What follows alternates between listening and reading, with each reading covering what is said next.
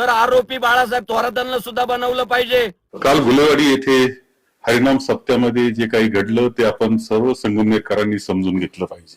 हरिनाम सप्ताह ज्यावेळेस असतो त्यामध्ये वारकरी संप्रदायाचे विचार मांडण्याचं ते व्यासपीठ आहे, आपले संतांचे विचार मांडण्याचं ते व्यासपीठ आहे। याच्या काही मर्यादा सुद्धा आहेत, याचे काही पथ्य आहेत आणि त्यामध्ये पथ्य हेच आहे की राजकारण इथे नको, कारण इथे सर्व राजकीय पक्षाचे आपण एकत्र व्यासपीठावर येत असतो, एक बंधुभावाचं वातावरण तिथे निर्माण होत असतं। असं असताना कालचे महाराज जे कोणी तथाकथित महाराज होते त्यांनी तिथे राजकारण सुरू केलं, राजकारणावर भाषण सुरू केलं। थोडा विरोध तर नागरिक साहजिकपणे करणार आहे। बाळासाहेबजी थोरात संगमनेर मधील घुलेवाडीच्या कीर्तनात जे दोन मनोरुग्ण, त्यात तुमचा एक पीए आणि दुसरा पीएचा मामा, यांनी कीर्तनात भरपूर त्रास दिला।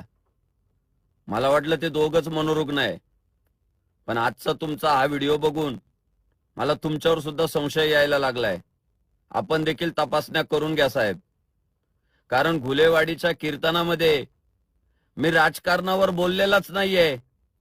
आणि जर छत्रपती शिवाजी महाराजांनी अब्जुल्ला फाडला याला जर तुम्ही राजकारण म्हणत असाल तर बाळासाहेब थोरात आम्हाला नथुरामजी गोडसे व्हावं लागलं, कारण त्याकडे आम्ही राजकीय दृष्ट्या बघत नाही, आम्ही त्याच्याकडे महाराष्ट्राच्या अस्मितेच्या दृष्टिकोनातून बघतो, हिंदू धर्माच्या दृष्टिकोनातून बघतो।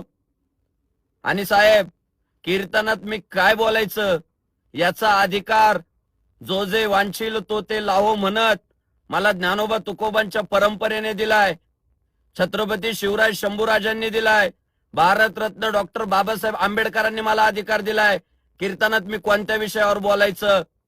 आणि शांततेत विरोध होणार? शांततेत कधी विरोध होत असतो का? अहो, धावून आल्या अंगावर, सरळ सरळ दिसतंय व्हिडिओ मध्ये, आणि तुम्ही म्हणताय शांततेत विरोध झालाय। पण काल मी सांगितलं नाही, मी समाजकंटक म्हणालो त्यांना, त्यातला एक तुमचा पीए होता आणि दुसरे तुमचे कारखान्यातले कामगार होते। अहो, आमच्या कीर्तनाला गर्दी होतीये ते तुम्हाला खटकतंय का? आणि आमच्यामुळे आमचा हिंदू बांधव जागा होतोय हे तुम्हाला खटकतंय का? म्हणून हल्ले करताय आणि साहजिकच विरोध होणार म्हणताय, म्हणजे तुम्ही समर्थन देताय का कीर्तनकारांवर हल्ले करणाऱ्यांना? इथून पुढच्या काळात जर कीर्तनकारांवर हल्ले झाले संगमनेर तालुक्यात तर आरोपी बाळासाहेब थोरातांना सुद्धा बनवलं पाहिजे, त्यांचा हा व्हिडिओ त्यासाठी पुरावा वापरला पाहिजे। तुमच्या वयाचा मी आदर करतो म्हणून तुम्ही मनाला येईल ते जर बोलत असाल बाळासाहेबजी, नाही जमणार नाही साहेब। जय श्रीराम।